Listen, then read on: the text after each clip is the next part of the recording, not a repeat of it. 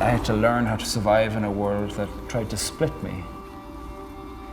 They were saying to me that I was broken. Religion doesn't want me to be included, so why would I want to be included? I've been a Christian for over 30 years and I also happen to be gay. Being gay and Christian in Northern Ireland, I think, is enormously challenging. A Question of Belonging, LGBT Stories of Faith, is a filmmaking project supporting the inclusion of LGBT people in places of faith. Our larger aim is to create an educational resource to give a voice and ideally a face to LGBT people of faith and their experiences of being included or excluded from faith communities. For me, it's probably the main driver of my life, and I can't imagine not being a person of faith and one who tries to follow Christ each day to the best of my ability. So I suppose faith now, it's something I'm trying to re-engage with after a long time of feeling that it wasn't for me, that it didn't welcome me, that because I came out as gay, and the church said that was wrong. I disengaged, so very, very consciously disengaged, probably for about 20 years. I think my relationship with faith has changed over the years. People talk about having a scripturally sound basis for their faith, but what does that really mean? I grew up in a Catholic family, and faith was absolutely part of every day. There still is quite a significant division, and the majority of churches would hold a very traditional view, and those people who are part of the LGBT community would often consider Christians to be in opposition to them, and if anything, being seen very judgmental. I was hearing stuff at Mass and at the prayer group that my parents were at regarding homosexuality, and I realised that thing they're talking about, that's me. And I realised very quickly I was going to have to find all kinds of mechanisms to not tell the truth. Every time I turned on the radio and somebody came on the radio on a radio show and said, as a Christian, inevitably, they would say something I disagreed with, because it would be homophobic or transphobic or sectarian or bigoted or misogynistic. I still think churches are overall unwelcoming, and churches that say we do welcome LGBT people, you find that there's a lot of caveats with it.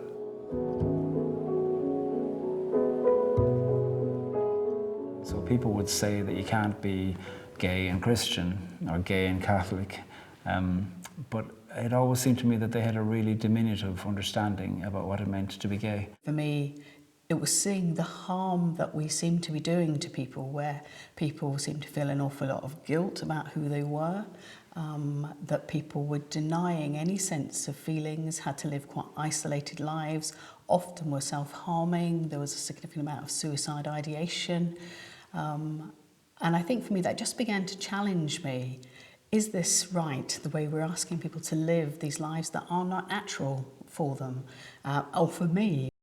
So I did have to choose, but not because I needed to, but because I had to do that because other people required it.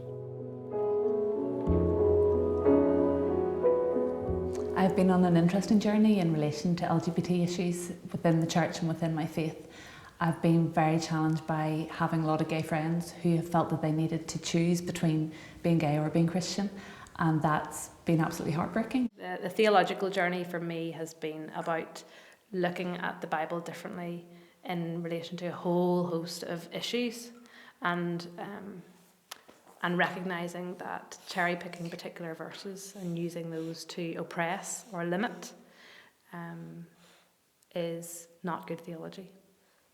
He also then spoke about Jesus of Nazareth in a way that made me think, I had never thought that I could be included in a story of inclusion. I had thought that I was one of the ones that would be cast away into the fire. That's what I was told. I really came to a point of recognising that actually to be gay was okay before God, and to be gay and in a partnership was okay before God. What I have seen in other people's articulation of their faith in the public sphere is that their position is so fixed and so definitive. And for them to be right, I must be wrong. churches really need to look at themselves in terms of the hierarchy of sin and why they have decided that my life, and it's not my lifestyle, it's my life, is in some way sinful. Certainly from my point of view, if being gay was the only sin I've ever committed, then I should be fast-tracked for sainthood. I hear that phrase over and over, a person's struggling with homosexuality. And these days I correct that when people say that. I don't struggle with homosexuality. I struggle with other people's struggle with homosexuality. I was put through exorcisms, 3 of them, and then 2 years of reparative therapy. These were such invasive things, and they were saying to me that I was broken. I tell you, I was broken by those things. There've been my hopes for inclusion that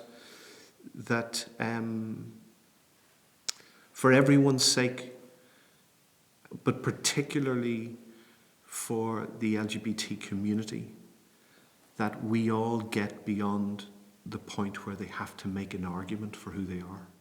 I would really hope in the years to come that churches would be more than purely what is referred to as welcoming, but actually begin to affirm and to celebrate LGBT people within the congregations. For this project, I would love it to create a space where people could have those conversations, where people could explore things that maybe they would have been fearful of previously, and they could consider moving from where they were to a different place that might be actually much more fruitful for them, as well as more helpful for people who are LGBT. What I'd like to see for this resource is that it's an opportunity to present people's stories, to put people's stories in front of others, so that they are encountering the stories of human beings who are, like all of us, struggling to make sense of faith in the context of our world. And these people just happen to be gay.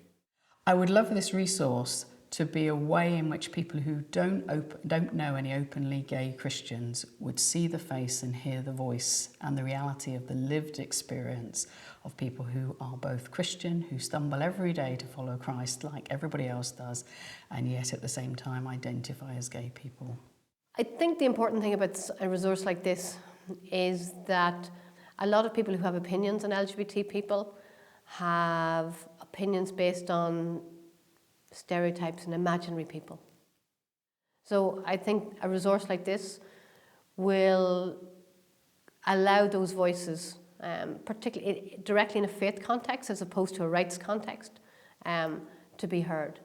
I would like this resource to include stories, real stories from people who are LGBTQ living in Northern Ireland, people of faith, and the reality of what it feels like when people with good intentions are shutting you out. I'm really happy that we are part of a resource creating this, to be here in the Cree, a place of prayer and encounter at Corrymeela, talking about how it is that stories can do that. People talking about how their hearts were converted toward a more flourishing, inclusive way of loving their faith and loving their neighbour as well, their gay neighbour as well.